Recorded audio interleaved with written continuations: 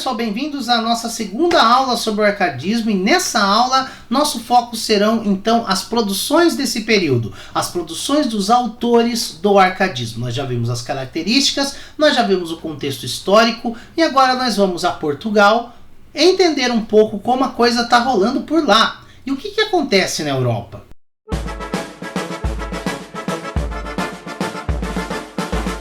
Na Europa, nós temos, claro, toda essa questão da Revolução Francesa e Portugal não fica isolado. A gente tem ali uma mudança política em relação às ações de Portugal nas colônias que são derivadas do chamado Marquês de Pombal, um consultor importante da coroa que, sob suas ordens, expulsa os jesuítas em 1759. Lembrando que eu comentei que os jesuítas estavam brigando pela defesa dos indígenas, contra os colonizadores e contra a escravização desses povos. Essa influência de jesuítas, como o próprio padre Antônio Vieira, era considerada uma coisa negativa e a partir de então ele enfraquece a influência religiosa no Brasil. Porém, ao mesmo tempo, ele faz isso em Portugal, para tentar diminuir o fanatismo religioso católico em Portugal. Claro que isso tem relação direta com o pensamento iluminista, que é um pensamento muitas vezes antirreligioso, contrário à centralidade na fé. Ao mesmo tempo em que incentiva os estudos científicos e reforma todo o ensino de Portugal, diminuindo a censura que era exercida pela Inquisição do Santo Ofício. Então a ideia do Marquês de Pombal é diminuir o poder da igreja dentro de Portugal e dentro da colônia no Brasil, e reforçar com isso pensamentos modernos da época dele, do iluminismo. Há nesse período em Portugal a fundação da chamada Arcádia Lusitana. Eu comentei na última aula que o arcadismo tem seu nome derivado de Arcádia, que era uma montanha da Grécia Antiga. A Arcádia Lusitana é justamente um grupo que se reunia para compor e refletir sobre o pensamento iluminista, sobre a poesia do arcadismo e, claro, lutar contra os ideais da escola barroca, que era inimiga dos Árcades. O mais importante poeta daquele período em Portugal foi Manuel Maria Barbosa do Bocage, ou apenas conhecido como Bocage.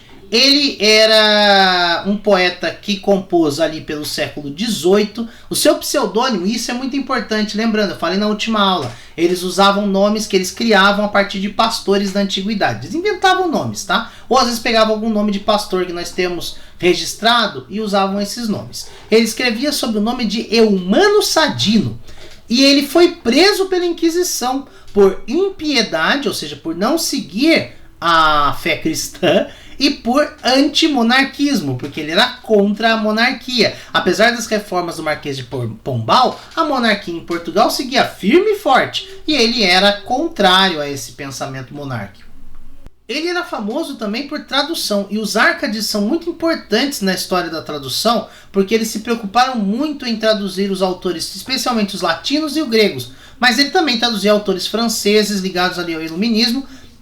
E suas obras, em geral, são divididas entre obras satíricas, de humor, e obras líricas, poemas líricos muito característicos daquele momento. Trago para vocês aí 2 exemplos de poemas do senhor Manuel Maria Barbosa do Bocage. O primeiro se chama Importuna Razão, Não Me Persigas.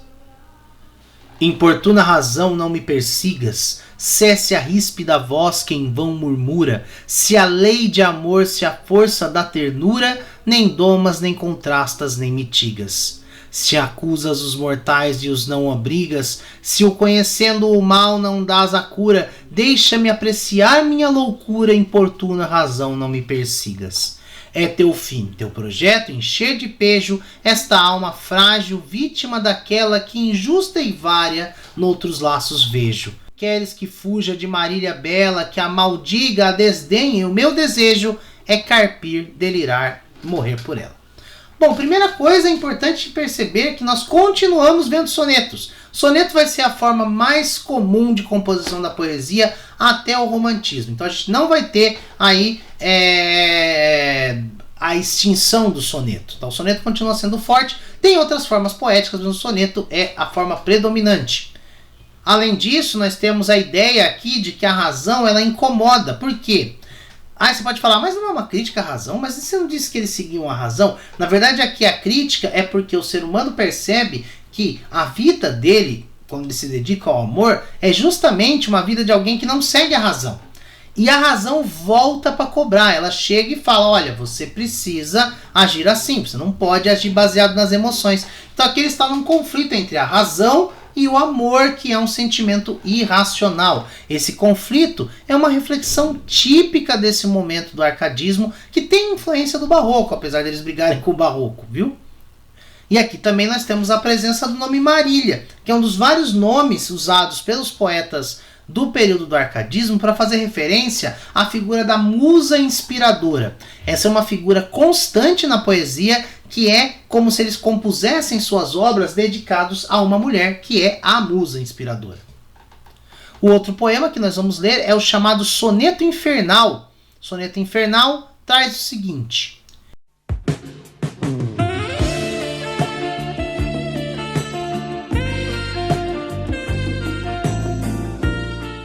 dizem que o rei cruel do Averno imundo tem entre as pernas caralhás lanceta, para meter no cu da aberta greta quem não foder bem cá neste mundo.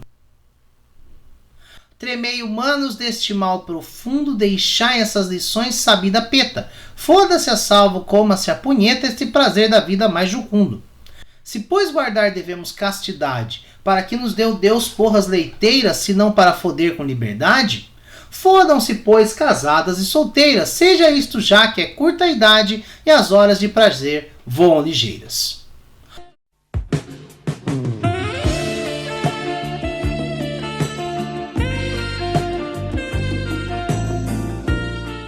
Bom, vocês lembram quando eu falei do Gregório de Matos? E eu falei a respeito da sua poesia satírica e a poesia erótica, e a poesia erótica tinha um tom de safadeza e etc. O Bocage é bem pior. No que diz respeito à composição poética de poemas sem vergonha, o Bocage é explícito. Ele usa as palavras, ele usa palavrões, termos de baixo calão, e é isso que vocês veem nesse poema, Soneto Infernal. Apesar disso, há a temática barroca presente aí, porque ele está falando ao final de que, já que é curta a idade, as horas de prazer voam ligeiras. Então ele está dizendo que as pessoas devem fazer sexo. Que é isso que ele está dizendo, né? Que as pessoas devem fazer sexo o tempo todo, porque a vida é curta, então tem que aproveitar a vida. É bem isso um dos conceitos fundamentais do arcadismo. A ideia de que você, jovem, tem que curtir a vida. Não tem essa de ficar aí só pensando em eu vou pedir perdão pra Deus, porque Deus, eu fiz coisa errada, eu sou ruim e tal. Não, você tem que aproveitar a vida. E pro Arcade, o cara do arcadismo, né, que tá lá no mato, com os animaizinhos e a musa inspiradora, ou as musas inspiradoras, aproveitar a vida é fazer muito sexo no meio do mato. Literatura. O arcadismo brasileiro, como funciona, o que vive, o que come o arcadismo brasileiro? Primeira coisa importante do arcadismo brasileiro é entender que, apesar de ser um representante de todo o país, o arcadismo no Brasil ficou localizado. Assim como no caso do barroco, a maior parte da produção era no Nordeste, especialmente na Bahia, o arcadismo brasileiro acontece essencialmente em Minas Gerais. Minas Gerais se torna o estado mais importante do Brasil porque lá se descobrem as minas de ouro, as Minas Gerais. E a partir disso inicia-se uma migração de gente de tudo quanto é lado para Minas Gerais em busca de ouro, para ficar rico. Mas esse pessoal acaba não ficando rico porque o governo tira a maior parte do seu ouro. E aí o que nós temos em Minas Gerais? A fundação da chamada Arcádia Ultramarina, que é como se fosse uma versão da Arcádia portuguesa, mas do outro lado do mar. Por isso se chama Ultramarina, do outro lado do mar. Os poetas do arcadismo brasileiro são muito ligados ao movimento ideológico que surge naquela época, que é o movimento Inconfidente, que são os caras que são contra o abuso de impostos que era cometido pela coroa portuguesa no recolhimento dos soldos por conta do ouro e etc. E que queriam mudar a situação. Eles eram inspirados pelos iluministas, obviamente, e pelos revolucionários dos Estados Unidos e da França, e queriam também um movimento aqui no Brasil de independência. É a partir desse momento que começa a configurar-se uma literatura genuinamente brasileira. Apesar do Gregório de Matos ser bem brasileiro, ele ainda era uma literatura muito próxima do que era feito lá na Europa. Aqui a gente tem um início de um distanciamento, e essa preocupação crítica, os poetas eles eram muito engajados, vai aparecer bastante na obra de alguns deles, muitos inclusive vítimas da punição cometida contra os inconfidentes. Um exemplo deles é o Cláudio Manuel da Costa. O Cláudio Manuel da Costa, cujo pseudônimo que ele usava na poesia dele era Glauceste Saturnio, ele era um poeta que tinha características ainda do barroco, mas aos poucos começou a adquirir aspectos cada vez maiores do arcadismo e se engajou muito ao lado de outros escritores e outros pensadores no movimento da Inconfidência. Tanto que ele morre ainda muito novo para a época, né? E não se sabe até hoje se ele foi morto, se ele foi assassinado por conta de se envolver com esse movimento revolucionário, ou se ele se suicidou fugindo das agúrias do movimento. Ele foi preso, tal. Então a gente não tem certeza. Das condições que o Cláudio Manuel da Costa foi morto ou morreu.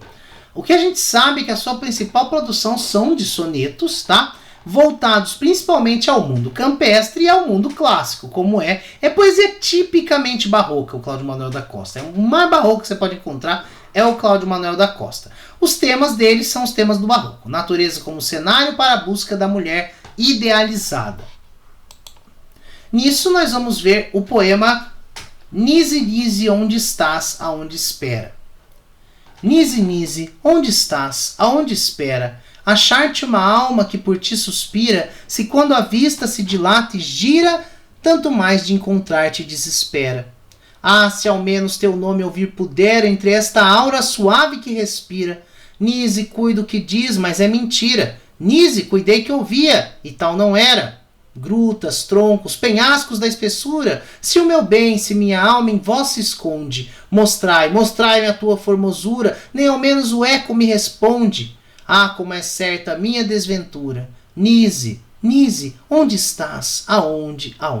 Primeiro veja que a linguagem, apesar de ser uma linguagem antiga, né? Você lê e você fala, isso não é uma linguagem tão simples. É para a época, uma linguagem bem mais fluida do que a da poesia do barroco. Não há tanta brincadeira com nomes ou com palavras aqui. Há uma presença, sim, das metáforas, de algumas outras figuras de linguagem. Mas o poema é muito mais objetivo, ele está muito mais claro o que ele quer dizer, né? Ele está procurando essa Nise, que é a musa inspiradora dele, né? Ele sente essa alma suspirando por ela, ele está desesperado em encontrar essa mulher, e então ele fica procurando onde? Na floresta, no mato, que é onde os autores do arcadismo estão o tempo inteiro. Então essa preocupação dele é uma preocupação de encontrar a sua musa em meio às árvores, às florestas, os bichinhos. O outro soneto já começa dizendo a que veio, né? Sou pastor, não te nego, os meus montados são esses que aí vês vivo contente, ao trazer entre a reva florescente a doce companhia dos meus gados.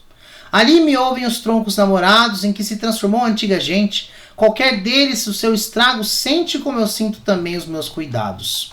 Vós, ó troncos, lhes digo que algum dia firmes vos contemplastes e seguros nos braços de uma bela companhia, consolai-vos comigo, ó troncos duros, que eu alegre algum tempo assim me via e hoje os tratos de amor choro perjuros. Ele está sozinho no meio da floresta, ele diz claramente, sou pastor, não te nego. E ele fala que ele tem os animais, o gado ali, ele fica ouvindo os troncos namorados, que são as árvores nas quais os jovens namoram e fazem aquele coraçãozinho, né, com a flechinha atravessando, bonitinho e tal. E ele sente, né, a solidão que toma conta dele, porque ele estava antigamente nos braços de uma bela companhia, e a natureza é testemunha disso, mas agora ele não mais tem e ele perde a alegria. O outro poeta fundamental, o mais importante poeta do barroco brasileiro é Tomás Antônio Gonzaga. Tomás Antônio Gonzaga usava como pseudônimo um nome bem mais simples, Dirceu. E é um nome que está inclusive na sua maior obra, uma das maiores obras da poesia brasileira. Ele era jurista, né, da área do direito, participou ativamente do movimento inconvidente, foi preso e ao invés de ter o destino da morte, como foi o caso do Tiradentes e do Cláudio Manuel da Costa, ele foi exilado em Moçambique, que também era colônia de Portugal. Então ele foi mandado para a África e terminou sua vida lá, tá? Os principais temas da poesia dele são os temas, obviamente, do barroco, que se repetem bastante. O amor, a vida natural e bucólica, mas também algumas ideias de caráter moralizante, de moralizar a sociedade que era, obviamente, pervertida, e ele tem essa função como pensador, como poeta. A musa dele é conhecida, é uma figura real, é uma mulher que se chamava Maria Doroteia Joaquina de Seixas Brandão, e que ele vai usar como nome Marília, tá? Um nome pseudônimo, mas que é de uma figura que nós sabemos que existiu. Ele escreve poemas amorosos, a sua obra mais famosa é o poema Marília de Dirceu, que na verdade é uma coletânea de vários poemas que formam toda uma história de um relacionamento amoroso. E satíricos, como as cartas chilenas, que eram um texto escrito contra o governador de Minas Gerais. E ele cria um apelido para o governador de Minas Gerais, ele chama de Fanfarrão Minésio. Fanfarrão, claro, motivos óbvios, né? E Minésio ligado a Minas Gerais. E é justamente um trecho das cartas chilenas que eu leio agora. Agora, fanfarrão, agora falo, contigo e só contigo, porque causa ordenas que se faça uma cobrança tão rápida e tão forte contra aqueles que ao erário só devem tênues somas. Não tens contratadores que ao rei devem, de 1000 cruzados, centos e mais centos, uma só quinta parte que esses dessem não matava do erário grande empenho? O pobre, porque é pobre, pague tudo. E o rico, porque é rico, vai pagando. Sem soldados à porta, com sossego. Não era menos torpe e mais prudente que os devedores todos se igualassem? Que sem haver respeito ao pobre ou rico, metessem no erário um tanto certo a proporção das somas que devessem? Indigno, indigno chefe, tu não buscas o público interesse. Tu só queres mostrar ao sábio Augusto um falso zelo, poupando ao mesmo tempo os devedores, os grossos devedores que repartem contigo os cabedais que são do reino. Vocês podem perceber, a primeira coisa é que não é um soneto, não tem a estrutura de versos tradicional da poesia da época, mas tem muita influência da maneira como você encontra a crítica social na poesia do Gregório de Matos, apesar dele ser do barroco, né? E ele está claramente revoltado contra a cobrança do que chama de erário, né? Que é o governo cobrando impostos dos mais pobres. Os pobres, ele até diz, o pobre que é pobre pague tudo, e o rico porque é rico vai pagando. O que ele quer dizer com isso? Os pobres é que são os que sustentam as circunstâncias, porque cada vez você tem impostos mais altos contra eles, mas os ricos não tem preocupação, eles vivem sem os soldados à porta cobrando os impostos, eles vivem com sossego. E aí ele propõe a igualdade social de renda. E a ideia dele é justamente essa, que as pessoas devem pagar as mesmas somas. Não devem pagar algo diferente, porque o cara é mais pobre paga mais, o mais rico paga menos, né? A ideia é, como ele diz, tu não buscas o público interesse, tu quer mostrar ao sábio Augusto um falso zelo. Ele quer mostrar para o governo, para o rei, que ele manda bem, mas na verdade ele não está preocupado com o povo. E aí ele até o final diz, os grossos devedores que repartem contigo os cabedais que são do reino. Aí tem aquela ideia de cabide político, né? De você botar as pessoas que são influentes como membros do governo, né? Isso aí é uma crítica muito grande à corrupção e ao abuso de poder dos poderosos. E a seguir nós temos o poema mais importante desse período na literatura brasileira, que é o poema Marília de Dirceu. É uma poesia de estrutura lírica e amorosa, ele é dividido em 3 partes. Essas partes relatam os 3 momentos do relacionamento do Tomás Antônio Gonzaga com a Maria Doroteia, que era a Marília, tá? A primeira parte traz uma temática mais amorosa e suave, um amor mais pastoril, e é a parte mais arcadismo mesmo do poema. Já a segunda parte foi quando ele foi preso por se envolver com a Inconfidência. E ele escreveu esse poema na prisão, trazendo uma poesia mais dura e triste, porque ele sentia que o destino dele era não ficar com a Marília. Aí ele é exilado na África, e a poesia dele passa a ser uma poesia de sofrimento, um sentimento de angústia ligado a essa separação que é definitiva, ela se concretiza. Então você tem ele descrevendo a África, comentando sobre como é aquele país para Marília, pensando justamente que ele jamais poderá encontrá-la. Então eu trago exemplos das 3 partes, tá? O primeiro exemplo que eu trago é um trechinho da Lira 1, depois se vocês olharem no material vocês vão ver um pedaço maior dela, tá? Que é o trecho em que ele se apresenta a Marília. Eu, Marília, não sou algum vaqueiro que viva de guardar alheio gado, de tosco trato, de expressões grosseiro, dos frios gelos e dos sóis queimado. Tenho o próprio casal e nele assisto, dá-me vinho, legume, fruta, azeite, das brancas ovelhinhas tiro leite e mais finas lãs de que me visto. Graças, Marília Bela, graças à minha estrela. Eu vi o semblante numa fonte... Eu vi o meu semblante numa fonte, dos anos ainda não está cortado. Os pastores que habitam este monte respeitam o poder do meu cajado. Com tal destreza toco a sanfoninha, que inveja até me tem o próprio Alceste. Ao som dela concerto a voz celeste, nem canto letra que não seja minha. Graças, Marília Bela, graças à minha estrela. Então essa é a ideia do jovem pastor que tem uma musa inspiradora, ele vive no campo, ele diz que ele trabalha por conta própria, tem um casal que é os donos da fazenda, que dão a ele todos os bens, então ele está tentando mostrar para ela que ele é o cara. Bom, eu tenho terra, tenho bicho, eu cuido aqui, eu sou um cara bom, você tem que ficar comigo, é basicamente isso, é chaveco. Boa parte da poesia do arcadismo é lábia, é o cara tentando chamar a mina pro mato, é chaveco. Então vocês já têm aí instrumentos para usar caso vocês tenham aí um interesse particular, tá? E vejam aí a maneira como os versos têm uma métrica, tá, específica, mas eles mudam no final. E aí você tem um refrão. Refrão é uma característica lá da poesia do trovadorismo que ele traz de volta aqui no arcadismo para fazer parte desse poema. Os poemas da Maria de Dirceu, eles têm formas muito variadas entre si. Se você pega um poema da segunda parte, como é o caso da Lira 21, você vai encontrar uma estrutura completamente diferente. Ele muda a estrutura de acordo com o tema, de acordo com o sentimento que ele quer abordar e assim por diante. E diversas que são, Marília, as horas que passo na masmorra imunda e feia, dessas horas felizes já passadas na tua pátria aldeia. Então eu me ajuntava com Glauceste, à sombra de alto cedro na campina, eu versos te compunha, e ele os compunha a sua cara eulina. Cada qual seu canto aos astros leva, de exceder um ao outro qualquer trata. O eco agora diz, Marília terna, e logo Eulina ingrata.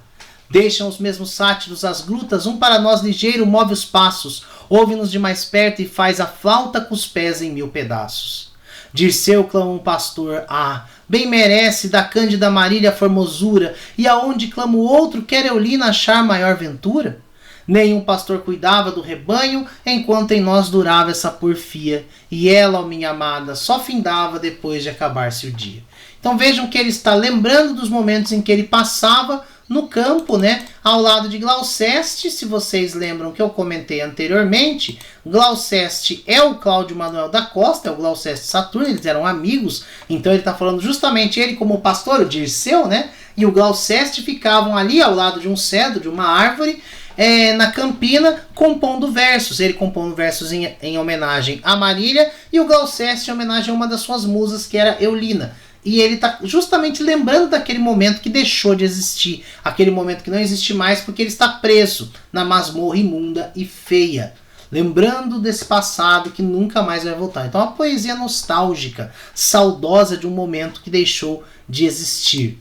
E por último, mas não menos importante, a Lira 3, que traz o momento em que ele está exilado. Tu não verás, Marília, sem cativos tirarem o cascalho à rica terra, ou dos cercos dos rios caudalosos, ou da minada serra. Não verás separar ao hábio negro do pesado esmeril a grossa areia, e já brilharem os granetes de ouro no fundo da bateia. Não verás derrubar as virgens matos, queimar as capoeiras ainda novas, servir de adubo a terra fértil cinza, lançar os grãos nas covas. Não verás enrolar negros pacotes das secas folhas do cheiroso fumo, nem espremer entre as dentadas rodas da doce cano sumo. Verás em cima da espaçosa mesa altos volumes de enredados feitos. Ver-me-ás folhear os grandes livros e decidir os pleitos. Enquanto revolver os meus consultos, tu me farás gostosa companhia, lendo os fatos da sábia mestra história e os cantos da poesia. Lerás em alta voz a imagem bela, e eu vendo que lhe dás o justo apreço, gostoso tornarei a ler de novo o cansado processo. Se encontrares louvado uma beleza, Marília, que não invejes a aventura, que tens quem leve a mais remota idade a tua formosura.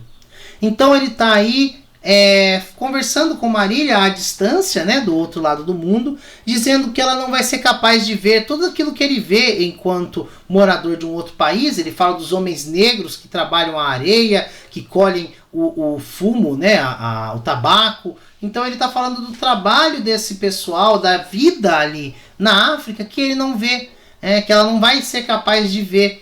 Ele fala que ela será capaz de ver ele como trabalhador de jurista, né, que ele decidia os pleitos, ele via calhamaços de livros, etc. E ele lembra de quando eles estavam juntos, de ele falando com ela, dele junto dela, e claro, ele diz ao final que se ela encontrar alguma beleza mais nova, porque ele está envelhecendo, né, ela não inveje. Por quê? Porque ela tem a maior formosura de todas. Então ele quer dizer o quê? Mesmo tão distante, esse amor entre ele e Marília não acabou. Certo, pessoal? Então essa foi a nossa segunda aula sobre o arcadismo, falando sobre esses grandes poetas da nossa literatura.